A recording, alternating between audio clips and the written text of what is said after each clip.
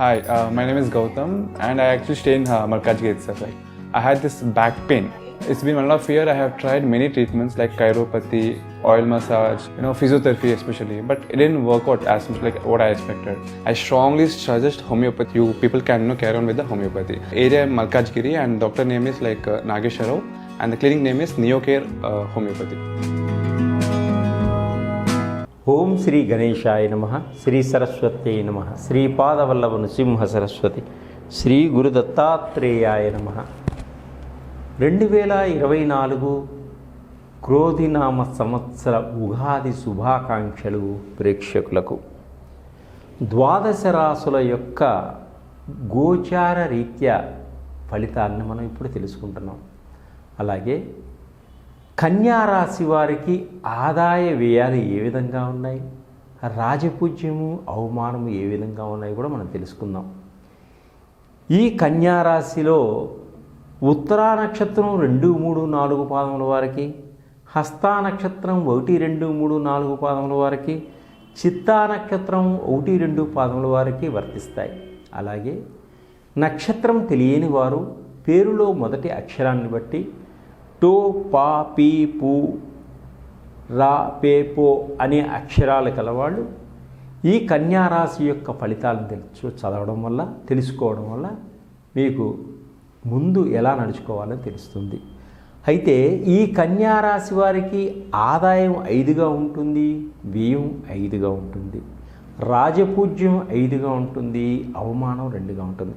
5 రూపాయలు వీళ్ళు సంపాదిస్తే మళ్ళీ 5 రూపాయలు ఖర్చు చేయడం ఉంటుంది. 5గురు చేత మెప్పు పొందడం వల్ల 2 అవమానించడం జరుగుతుంది. అలాగే ఈ కన్యారాశి వారికి ఈ సంవత్సరం గ్రహస్థితి ఏ విధంగా ఉంది అనేది ముందు మనం తెలుసుకుందాం. భాగ్యస్థానంలో గురువు రజతమూర్తిగా సంచరిస్తున్నారు వీరికి.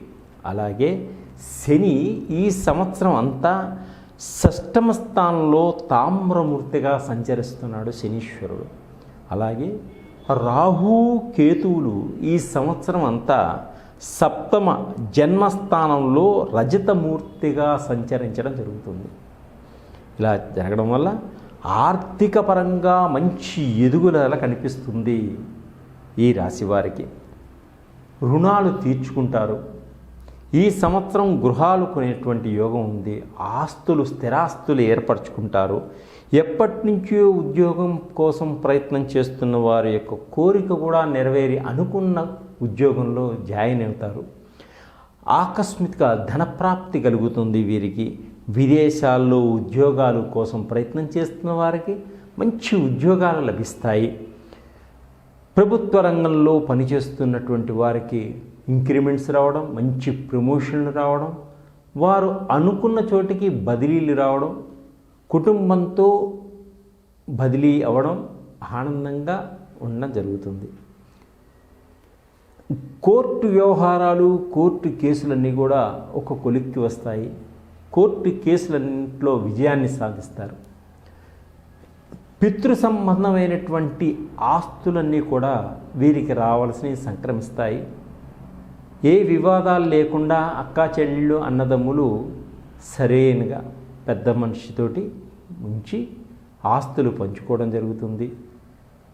ఆనందంగా ఉండడం జరుగుతుంది. కుటుంబంలో ఉన్న సమస్యలని కూడా ఒక పరిష్కారం చేసుకోవడం జరుగుతుంది ఈ సంవత్సరం. కుటుంబంలో అందరూ అన్యోన్యతగా ఉంటారు, ఆప్యాయత, ప్రేమగా ఉంటారు. ఆర్థిక పరంగా వ్యాపారాలు లాభసాటిగా సాగుతాయి. కుటుంబంలో కొన్ని శుభకార్యాల్లో పాలు పంచుకుంటారు. కుటుంబంలో శుభకార్యాలు చేస్తారు. కుటుంబంలో అందరూ కలిసి విహారయాత్రలు చేసేటువంటి యోగం ఉంది. పెద్దలు కుటుంబంలో పుణ్యక్షేత్రాలను దర్శించేటువంటి యోగం కూడా ఉంది. పిల్లలు విదేశాలకు వెళ్ళి అక్కడ చదువుకొని అక్కడే స్థిరపడేటువంటి యోగం కూడా ఉంది. కొత్త వ్యాపారాలకు పెట్టుబడులు పెట్టి ముందు ఆచితూచి వ్యవహరించండి, తప్పకుండా మంచి లాభాలు సాధిస్తారు. మధ్యవర్తులుగా ఇతరులకు ఎప్పుడూ షూరిటీ ఇవ్వకండి, కొంచెం ఇబ్బందులు పొందేటువంటి సూచనలు కనిపిస్తున్నాయి. ఈ సంవత్సరం ఎలక్ట్రానిక్స్ వాహనాలు, స్కూటర్లు, కార్లు కొనుక్కునేటువంటి యోగం కూడా కనిపిస్తుంది వీరికి. గృహానికి సంబంధించినటువంటి వస్తువులు కొనుగోలు చేస్తారు. అలాగే వ్యాపారంలో మంచి బ్రహ్మాండమైనటువంటి లాభాలు వచ్చేటువంటి సూచనలు కనిపిస్తున్నాయి వ్యాపారస్తులకు. ఎప్పుడో నష్టపోయినటువంటి నష్టాన్ని కూడా ఈ సంవత్సరం పూడ్చుకోవడం జరుగుతుంది. కొత్త కొత్త వ్యాపారాలు ధైర్యవంతంగా స్థాపిస్తారు. జనం చేత ఆకర్షింపబడతారు. ధనాకర్షణ కూడా కలుగుతుంది. ఆర్థిక పరంగా ఎదుగుదల కనిపిస్తుంది ఈ సంవత్సరం ఈ రాశి వారికి. భూములు కొంటారు, పొలాలు కొంటారు, గృహాలు కొంటారు. వీరికి అన్ని విధాలుగా మంచి యోగదాయకంగా ఉంది ఈ సంవత్సరం. బ్యాంక్ రుణాలు కూడా లభిస్తాయి. ఆగిపోయినటువంటి గృహ నిర్మాణాలని కూడా త్వరగా పూర్తి చేసుకుంటారు. రుణపరమైనటువంటి సమస్యల నుంచి బయటపడతారు. పాత అప్పులన్నీ కూడా తీర్చుకోవడం జరుగుతుంది. వివాహాది శుభకార్యాల కోసం ఎప్పటి నుంచో కొంత డబ్బుని దాచుకుంటారు. ఆ డబ్బుని ఇప్పుడు వాడుకుంటారు. ఈ సంవత్సరం సంతానం లేని వారికి సంతాన యోగం తప్పకుండా ఉంది. వైద్యపరంగా కొంత ప్రయత్నాలు చేసిన వారికి మంచి ఫలితాలు కూడా లభిస్తాయి. ప్రేమ వ్యవహారాల్లో పెద్దల అనుమతితో పెళ్ళిళ్ళు చేసుకుంటారు. ఆనందంగా ఉంటారు. ఈ సంవత్సరం కొంచెం ప్రమాదాలు కూడా సూచిస్తున్నాయి కాబట్టి కొంచెం జాగ్రత్తగా వ్యవహరించడం, వేగవంతంగా వెళ్లకుండా హెల్మెట్ పెట్టుకోవడం, కారు వేగాన్ని తగ్గించుకోవడం, బెల్ట్ని వేసుకోవడం చాలా ఉత్తమం. విడిపోయినటువంటి భార్యాభర్తలు కూడా ఈ సంవత్సరం కలుసుకోవడం జరుగుతుంది. విదేశాల్లో ఉద్యోగం కోసం ప్రయత్నం చేసేవారికి తప్పకుండా విదేశాల్లో ఉన్నవాళ్ళు సహకరించడం జరుగుతుంది. విదేశాల్లో వ్యాపారాలు మంచి లాభసాటిగా ఉంటాయి. విదేశాల్లో గృహాలు కొనుగోలు చేస్తారు. మొండి బాకీలు వసూలు చేసుకుంటారు. లగ్జరీ లైఫ్ని అనుభవిస్తారు. ఆనందంగా ఉంటారు. కొత్త వాహనాలు కొనుగోలు చేస్తారు. విద్యార్థులు తాము అనుకున్నటువంటి గోల్కి దగ్గరగా ఉండి రీచ్ అవుతారు. రాజకీయ నాయకులకు మంచి యోగకాలం. సినిమా రంగంలో ఉన్నవారికి, టీవీ రంగంలో ఉన్నవారికి మంచి మంచి అవకాశాలు వెతుక్కుంటూ రావడం, వాటిని సద్వినియోగం చేసుకోవడం కూడా జరుగుతుంది. కమిషన్ వ్యాపారస్తులకు బాగా మంచి కమిషన్లు ఇచ్చేటువంటి సూచనలు కనిపిస్తున్నాయి. విద్యార్థులకు పట్టుదలతో జాబ్ కోసం ప్రయత్నం చేస్తారు. వారు జాబ్ని సంపాదించుకుంటారు. ఐటీ రంగంలో ఉన్నవారికి అద్భుతమైనటువంటి మెళుకువలతోటి ముందుకు సాగడం జరుగుతుంది. ఆరోగ్యపరంగా మంచి జాగ్రత్తలు తీసుకుంటారు.